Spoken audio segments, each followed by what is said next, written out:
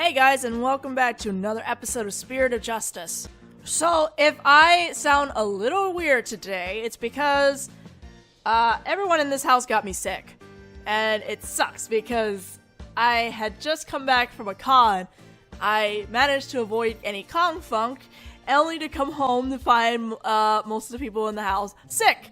So, I too, unfortunately, ended up getting sick, but I took pre-measures, to make it not be as terrible as they went through. So I recovered a little bit faster than them, thankfully, even though I was the last person to get sick. But you might be able to tell that my nose is a little stuffed in my voice. There's not much I could do about it. If I waited another day, I would probably start falling behind on my schedule. So I figured today was probably a good time for it. Like, I'm not coughing along or, it's not hard for me to breathe. It's still a little clogged, but it's not as bad as it was a couple days ago. So, anyway, my gross sickness aside, we just finished talking to Emma and checking the holding area, right? So, we are seeing Soren now, I believe, in the foyer.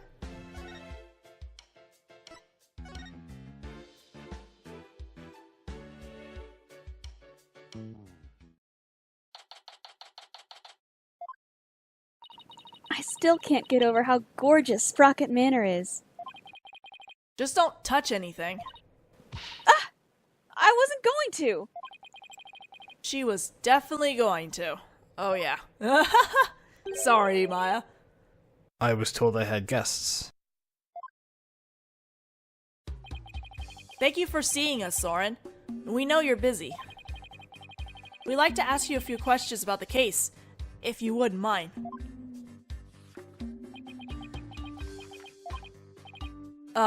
Soren? You're Ellen's lawyer, right? Huh? Yes, that's right. Don't tell me he doesn't remember me.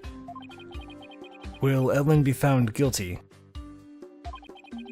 We're doing everything we can to prevent that. That's why we're here, investigating. Will you please tell us what you know?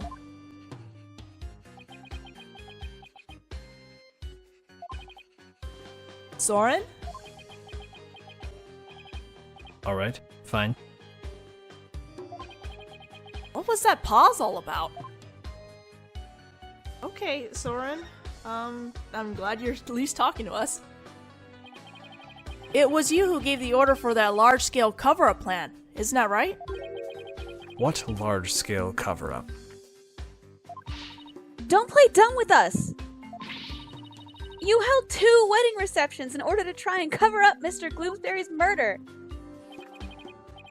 Ellen thought that through the power of the timekeeper you built, she traveled back in time. Ah, so that's why there were 2 receptions.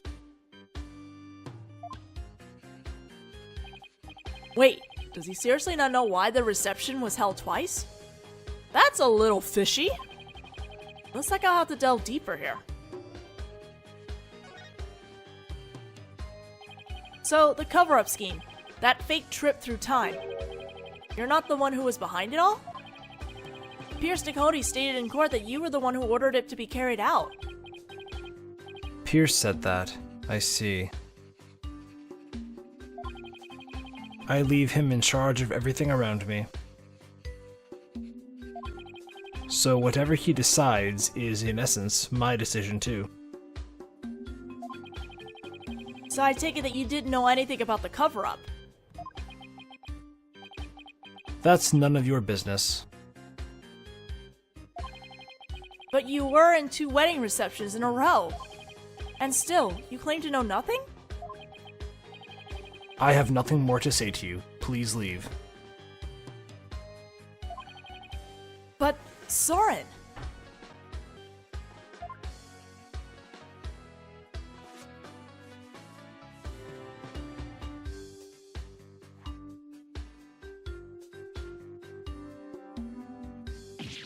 Ow! Oh, there's something written on this paper airplane. Let's see. Go away. Well, that's right to the point. Doesn't get clearer than that, huh? looking especially uncooperative, but maybe I can grab his attention somehow. There's still that one piece of evidence I don't know much about. It's worth a try. Alright. Let's present the candelabra. Soren, have you ever seen this before? That's... That intense clicking. Soren, what is it? Nothing. Why did his whole demeanor change all of a sudden? He's got pale as a ghost, too. Oh! Soren! Nick, look at his stomach. He's bleeding. Oh! Well... somebody help! Soren's collapsed! Master Soren! Get him to the hospital. Quickly, now!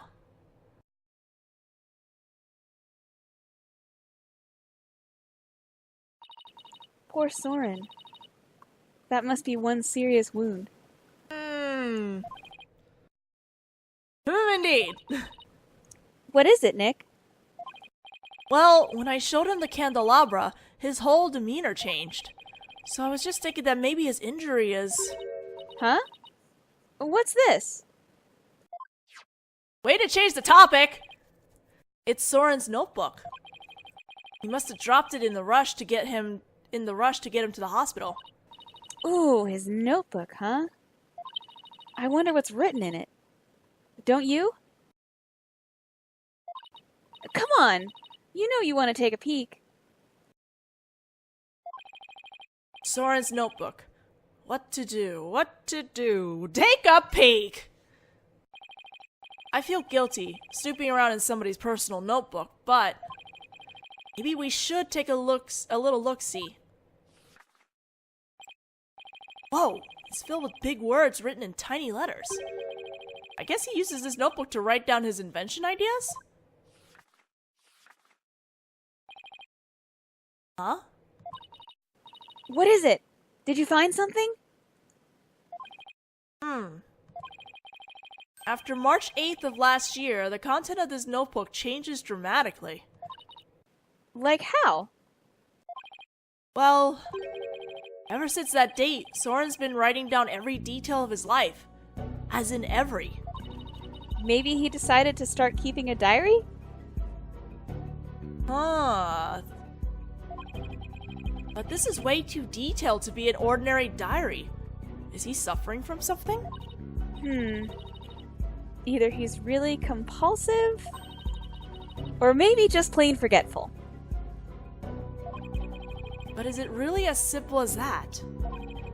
I feel like something happened on March 8th that made Soren change. Well, why don't you let me take a look at that, and I'll tell you. Hey, Maya! Let go or we'll rip it! Ah! Now look at what you did. You dropped it. You should have just let me take a look. How is this my fault? Oh no! Nick! It fell into the pool of Soren's blood. Whoops. I can't read a thing on these 2 pages now. Uh-oh. You're gonna get it now. I guess it really is my fault after all. Let's just put it away carefully for now. Can't let anything else happen to it, you hear? Thanks for the bloodstain, though. Good job, guys. Huh? Hey, look! There's something sticking out of the notebook. It looks like a newspaper article. Let's see. It's about the car accident Soren's sister died in. Did she die on March 8th? It happened on March 8th. That's the day Soren's notebook completely changed. Oh, wow. What else does it say? It says the driver at the time of the accident was Dumas Gloomsbury. Says Soren was in the car too and that he had sustained severe injuries. Oh, probably to his head.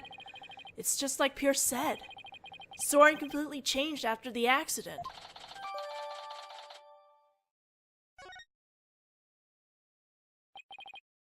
So Gloomsbury was driving the car when they got into that accident. That opens up the distinct possibility Of? of Soren holding a grudge against Gloomsbury. You think Soren could have... I don't know. It's not like I have any proof. We should talk to Pierce about this when we return Soren's notebook to him. Though he doesn't seem to be here right now. Maybe he's at the Flying Chapel. Oh, right then. The plot thickens. Let's go to the mooring dock.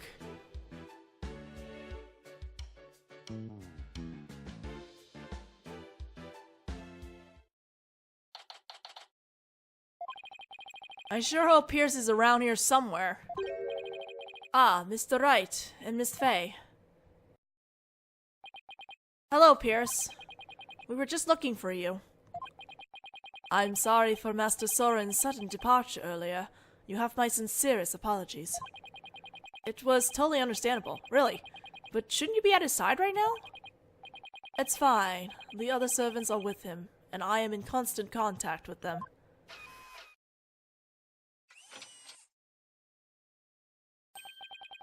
Do not forget to give him his pain medication and be sure to keep him hydrated. Also, see to it that he is not up and about. He needs complete bed rest. Is this what happens when you're too rich for normal peasant phones? I must return to Master Soren now, but did you want something of me? Actually, here's Soren's notebook. He dropped it when he collapsed. I hope Pierce doesn't notice the bloodstain. Oh, thank you very much for this. I will see to it personally that Master Soren gets it back. I don't trust this guy, and I don't trust to give him back the notebook. He's probably gonna do something to it. Thank you. I trust you did not look inside? Oh, of course not. Because it is filled with numerous patent-worthy ideas, you see. Look, I know you're busy, but would you mind if I asked you a few questions about the case? Let's just, not worry about that. Well, as I said, I must be getting back to Master Soren. So if you could make it quick, I would greatly appreciate it. Alright, I'll make this as quick as I can. Alright, so, Soren doesn't seem to be the one in charge of the cover-up. Was it you, actually? I'd like to ask you about the cover-up you tried to pull off, if you don't mind. I told everything there is to tell in court already. Disposing of anything that may harm the Sprocket family's reputation is simply a part of my job. Sounds like a lovely job description. I have nothing more to say on the matter. I will say I do not think it's wise to spend time on topics that have already been discussed. Right. Okay. We'll talk about the accident then. Pierce, could you tell us more about this accident? Where did you find that? And did I not already tell you about that accident? You did, but you conveniently left out one crucial detail. The fact that Dumas Gloomsbury was driving the car at the time.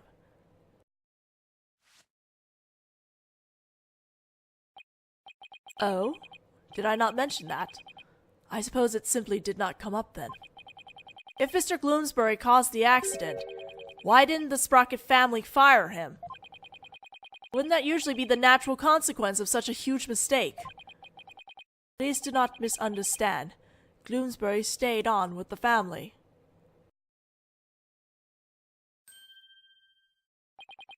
On Master Soren's request. What? That is the type of person Master Soren is. Perhaps it was the influence of Miss Selina's kind nature. She was such a sweet person that even in her last moments, she thought of Master Soren. Not only did Soren not hold a grudge against Gloomsbury, he insisted on keeping him on. Now I really don't understand how that guy's mind works.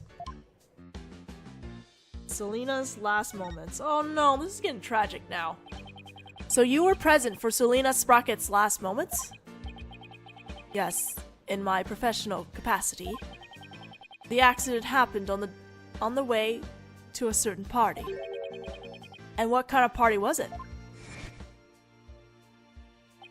It was Miss Selena's engagement party. Bloomsbury's injuries were minor, but Miss Selena's and Master Soren's were critical. They were brought to the Sprocket family's regular hospital. Wow, to have such a terrible thing happen on what was to be a day of celebration. Thanks to the surgeon in charge, Master Soren pulled through. But Miss Selena, she didn't make it. The last words Miss Selena said to me were, "Oh no. Please help Soren."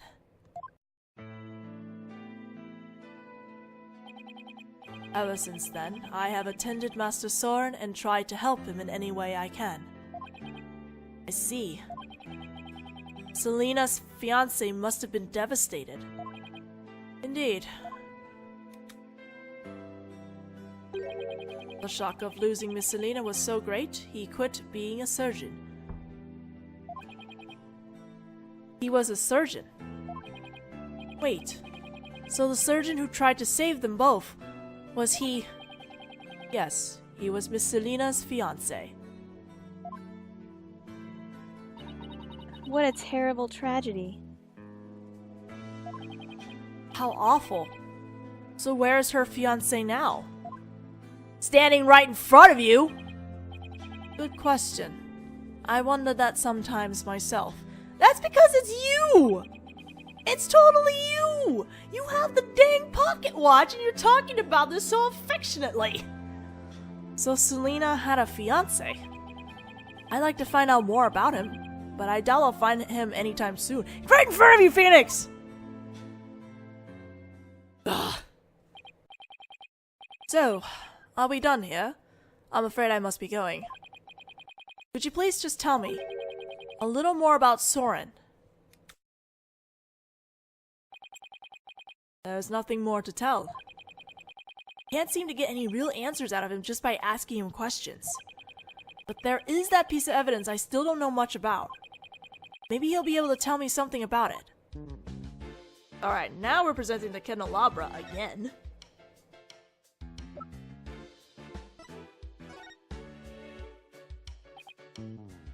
Pierce, have you ever seen this candelabra before? No, I don't know anything about it. Ah! Ah! You don't! Only 3 side locks. Okay. My Magatama reacted. Pierce must be trying to hide something from me. I have to break those psych locks and find out what. Alright.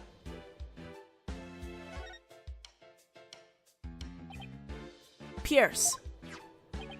You're hiding something from me about this candelabra, aren't you? It is one of the candelabras from the Flying Chapel, is it not? Is there something special about it? I didn't mean to do that. I meant to go down to pick it and also hit the Magatama, so I don't know why it did that. My Magatama is definitely reacting. I guess I'll just have to break those psych locks and find out what he's got to hide. Yes, we're going to do that if, if this thing stops being dumb. Thank you.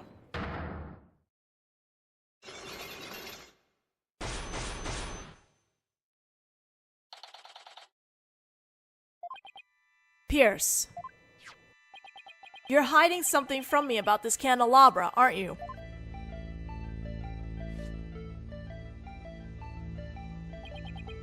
It is one of the candelabras from the Flying Chapel, is it not? Is there something special about it? Actually, yes. There's some blood on it, you see. I think the blood might belong to this person. Soren? Take that! Soren has a rather nasty wound on his body, doesn't he? Oh, that was easy! Yes. Yes, Master Soren is indeed injured. Are any of the other people involved with this case injured? Not as far as I know. I see. Then let me ask you this, Pierce. Did you suppose Soren could have been more directly involved than you're letting on? But what in the world would make you think that? Oh, I've got my reasons. Mr. Gloomsbury's fingerprints were found on this candelabra stem, which leads me to believe that Mr. Gloomsbury stabbed Soren with it. You cannot possibly think Master Soren is the one responsible for the murder. I don't have any conclusive evidence of that at the moment, but I do think he had a motive. This proves that Soren had a motive to kill Mr. Gloomsbury. You know what? I don't think it's the case at all. Maybe he just tried to protect. I don't think there's nothing bloodthirsty in Soren at all. That does not give me the impression. It's Ace Attorney, so. Even though it was an accident, Mr. Gloomsbury was the man responsible for taking Soren's sister away.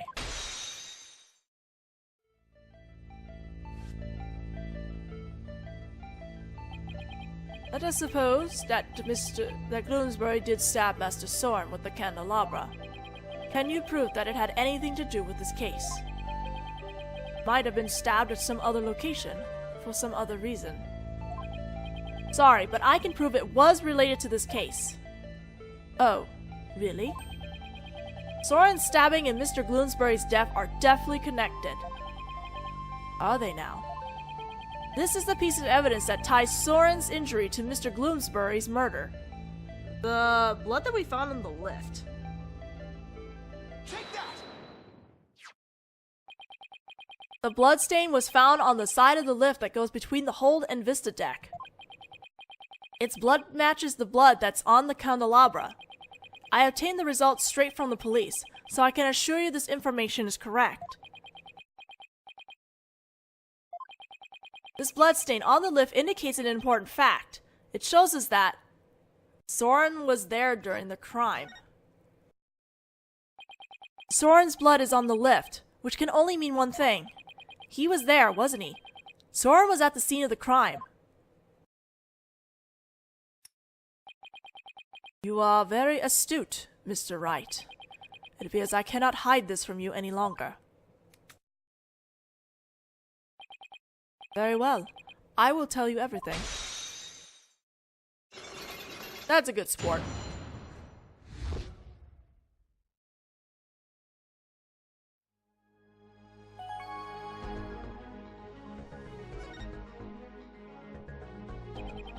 Could you tell me about Soren's injury?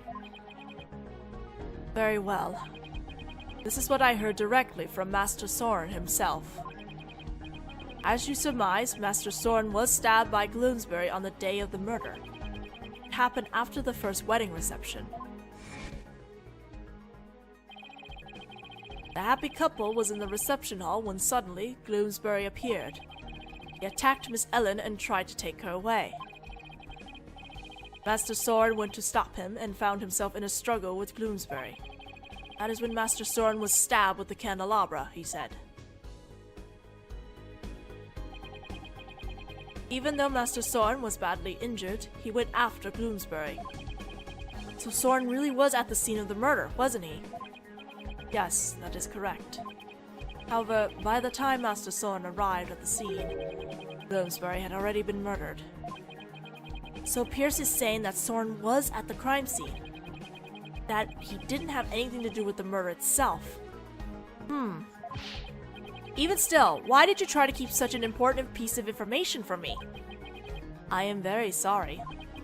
Master Soren's injury and Gloomsbury's murder were not directly related, so I decided not to mention it, so as not to unnecessarily complicate the investigation. I'm sorry, but you made it complicated now. Now then.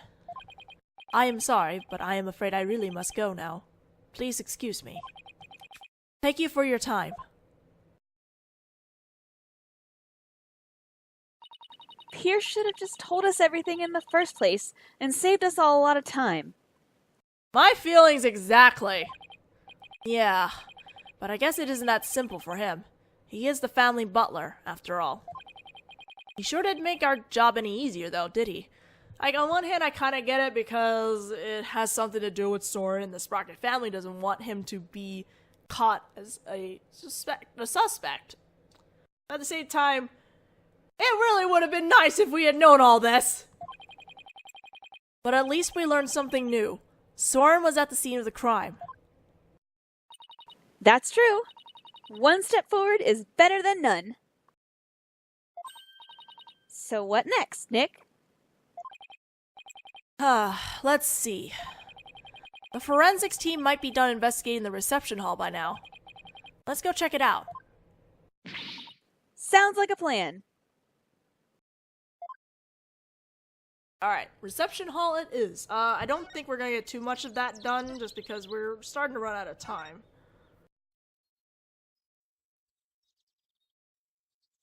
But we're also very close to the end of the investigation, so I'm pretty sure if not this video, the next video will probably be finished.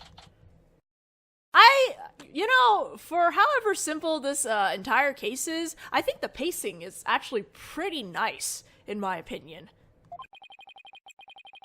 Like, there's just enough investigation where it's not boring to, like, it gets too boring, and the trial gets to whatever we need to get done. There's not a lot of fluff going on there. It looks like the police are done with their investigation in here. I wonder if it's okay for us to take a look around now. Oh, hi, Mr. Wright. Hi, Emma. Hi, Emma.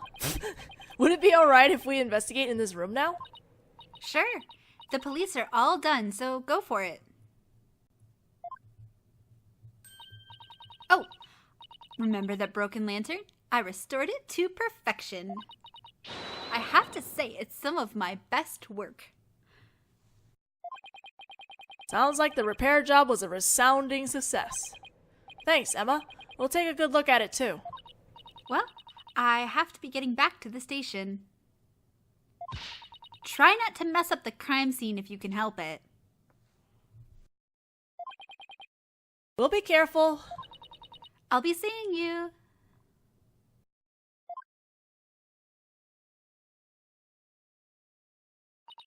Bye, Emma.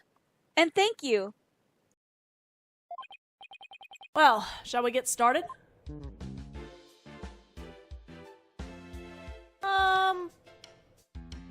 Let's talk to Maya. I don't know. I really wonder about that Pierce. Me too. Yeah, I know what you mean. Seems to have a lot of power over everybody and everything, doesn't he? Actually, what I was really wondering about is that shoulder mech of his. Of course. I mean, it's pretty amazing how many things that tiny little contraption can do. Ooh! What if that mech is actually Pierce's true control center, like his brain? Maya? And what if, somewhere in Sprocket Manor, he has another shiny golden body? And then, during emergencies, he can switch bodies and become Super Pierce Nickety! This is what I get for trying to have a serious conversation with a super geek. Maya! I bet all Ellen wants is to start her happy new life with Soren. Yeah, I bet you're right. But do you think the truth will really set her free? All you can do is do your job to the best of your ability. And if we can bring Ellen joy that way, all the better, right? Maya.